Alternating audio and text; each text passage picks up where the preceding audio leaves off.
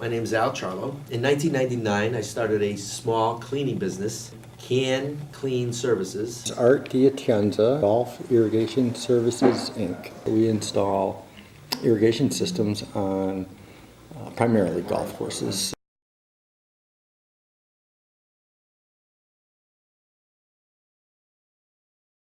Right after my divorce in 99, and I was looking for something to stay busy. It got to a point where I couldn't justify their direction and my direction were two separate directions, and the only thing I really could do was either go off on my own, so I decided, well, I'll go off on my own. I always knew that I wanted to do this. Pretty much from the time I was 12, I knew I wanted to, I guess, be a dance teacher that had their own school.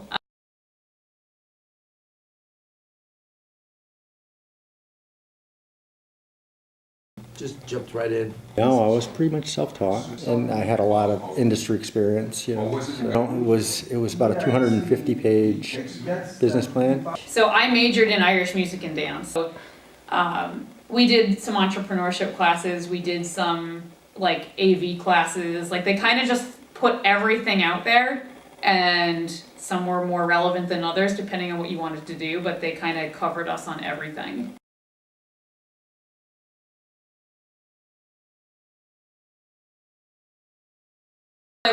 I like what I do. I like doing it.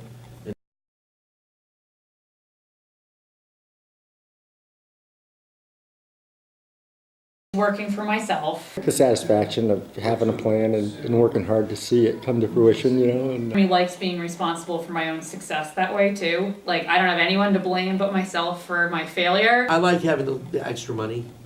I like having kind of control over my own destiny. The reward we get is when we get letters from clients that tell us that they spent, 7 figures and they could not be happier, If I succeed, then that was all on me too. It's really kind of like to be able to make decisions as I see fit without jeopardizing someone else kind of thing or having to rely on someone else.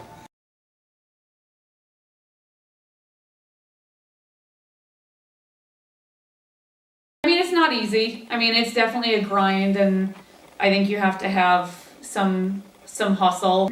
Yeah, I think the stresses of the ups and downs, and I think it's hard not to take things personally too.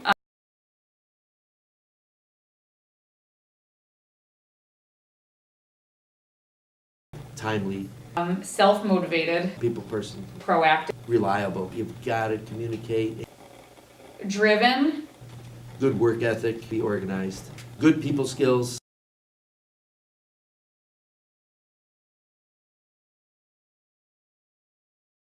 I can very easily become a workaholic. I think when you work for yourself, the line is kind of blurred from this is my time and this is work time. Yeah. I've always been sort of a workaholic. Oh, I used to be. I think when you're young, you need to make your way and create who you are. And the only way you do that is, by putting your time in and really going after it, Of course. Yeah.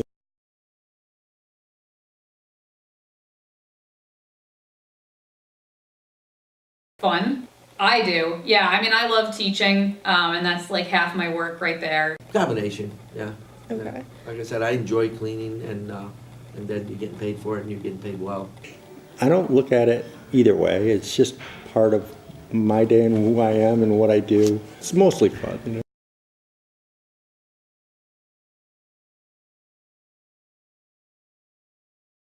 There was one business that went bankrupt that owed me money. The mistake there was to trust them, and I cleaned for them and let them owe me the money, and it got to $2,000-3,000. I took them to small claims court. I started getting paid $50 a month. She claimed bankruptcy, and then once they do that, you lose out. You shouldn't do that. I've been burned several times for a lot of money. Yes, I have filled out the small claims paperwork a couple times. Luckily have not had to send it, but the beginning of January actually, I had one family that will not get on auto pay. And our policy is that on top of a late fee being added if you're late, and over a week late, is that you can't participate in class until you've paid your balance, which in any other industry would be common sense.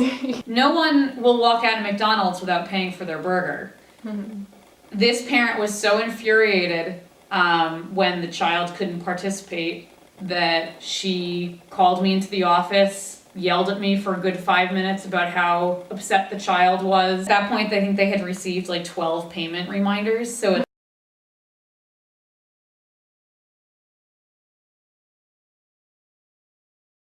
ultimately, these types of people will only pay their bill when they're refused service. Yeah, so we kind of structured things so that we get a certain amount, just to sign contracts and then build out periodically, progress payments. We give them 90 days at the latest to pay, and then that's it.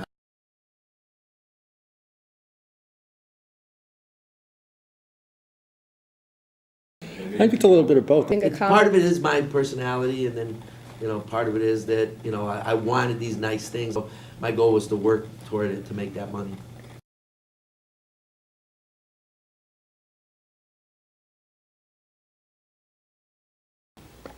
With this big stick. As an employee making money, I wanted them to say, make believe this is your business. I want them to be happy at work. When they're happy, they're doing a good job, they take pride in their work. I'm around, but I don't want to be looking over anybody's shoulder.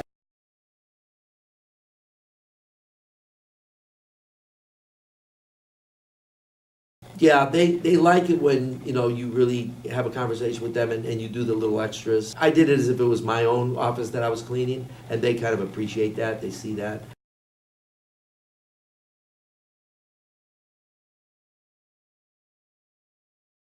The people who I worked with and collaborated with in the industry and my personal drive. Making like good decisions. Just your personality and your relationship with your customers.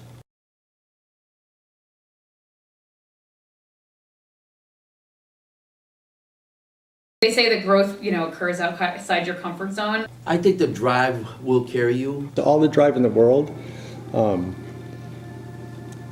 won't help somebody that doesn't play nice in the sandbox kind of thing. A deep awareness or understanding of whatever industry you're going to go into. And you got to gut it out. You got to do it. There's nobody else who's going to cover for you. Or don't be afraid to hire someone that would be better at you at a certain task. It's an obstacle you have to overcome. To be the most careful when things are going really good. Okay. Because when things are going really good, you can get to a point where you feel like, this is easy, Mm-hmm. How do you spend the money, and you don't, you save it. Really build a strong bond with your customers. Let them know that you really care about what you're doing. Learn as much as you can in any way that you can. In learning, I would say don't be afraid to admit what you don't know. Be smart. And a lot of it is common sense stuff. The harder you work, the luckier you get. You just want the people to be happy and see that you've gone the little extra. You don't want your business to just be money changing hands. Like, a big part of what I try and do here is like building a community of people. Surround yourself with smart people.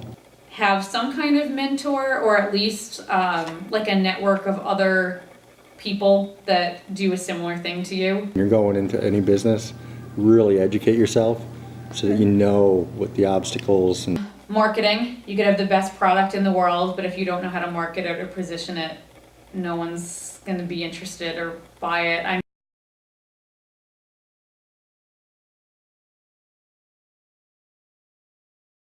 I think I figured it would be a slow build. a lot of times people will think, you're doing so well, but they don't realize the risk either. You've got everything on the line. Or sometimes, you hire such good employees that the employees are basically running the business, and they're just kind of a puppet behind the scenes. Well, it's funny, I didn't even really consider myself an entrepreneur until probably like a year ago.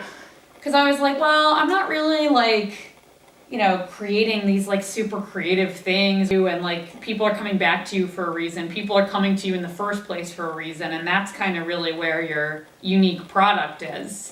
But no matter what you do, you're always at the beck and call of whether it's your boss or now that I'm the boss, everybody I work for is my boss. I don't think that people realize what it takes or how much time it takes or like how much love for it takes.